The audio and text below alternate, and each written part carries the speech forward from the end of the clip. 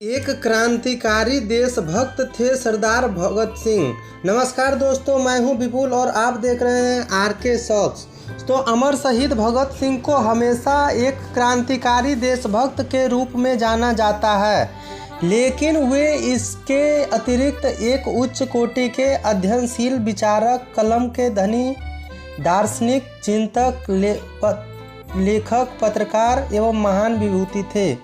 इस महापुरुष ने मात्र 23 वर्ष की अल्पायु में ही फ्रांस, आयरलैंड और रूस के क्रांतियों का विशद अध्ययन किया है। वे गंभीर चिंतक और महान क्रांतिकारी दार्शनिक के रूप में जाने जाते हैं। वे हिंदी, अंग्रेजी, उर्दू, पंजाबी एवं संस्कृत के साथ साथ आयरिश भाषा के विद्वान थे।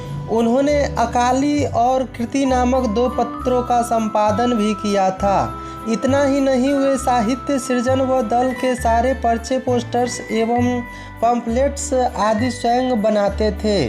इनके अतिरिक्त वे कुशल अनुवादक थे। उनके आदर्श सिद्धांत के विचार को आम जनता तक शायद इसलिए नहीं पहुंचा दिया जाता था कि वैचारिक क्रांति की ज्वाला एक बार पुनः न भड़क उठे।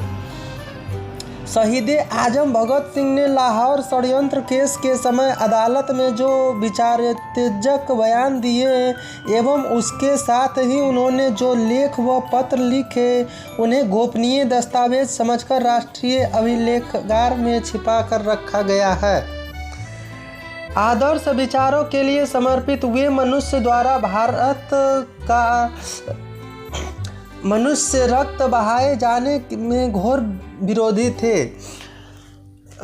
फांसी के ठीक एक दिन पूर्व 22 मार्च 1931 को सेंट्रल जेल के 14 नंबर वार्ड में रहने वाले बंदियों ने क्रांतिकारी भगत सिंह के पास एक पर्ची भेजी, जिसमें लिखा था, सरदार, यदि आप फांसी से मुक्त होना चाहते हैं तो बताएं, ताकि इस क्षण भी उपाय हो सके।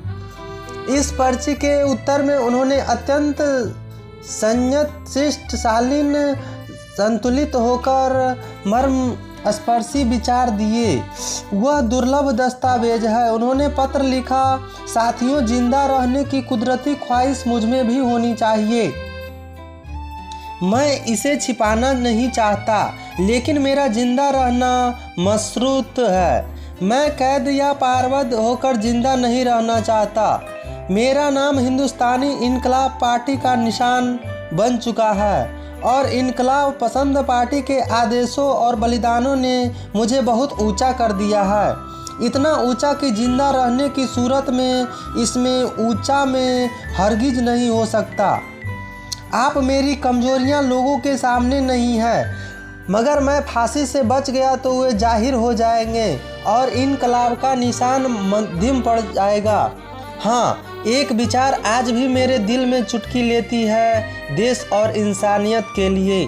जो कुछ हसरत मेरे दिल में भी उसका 1000वां हिस्सा भी है। पूरा नहीं कर पाया। अगर जिंदा रहता या रह सकता तो शायद इनको पूरा करने का मौका मिलता और मैं अपनी हसरत पूरी कर सकता। इसके सिवा कोई लालच मेरे दिल में फांसी से बच रहने के लिए कभी नहीं आया।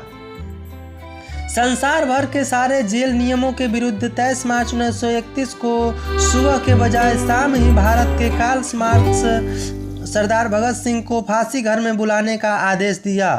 वे फंदे को चूमते हुए खुद ही फांसी पर झूल गए।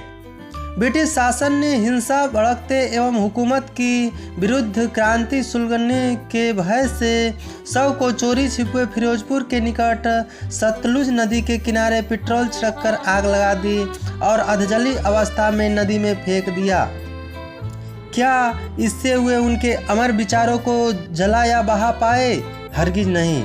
उनके आदर्श व प्रासंगिक विचार से आज भी 23 मार्च को शहीद दिवस के रूप में मनाया जाता है। जय हिंद।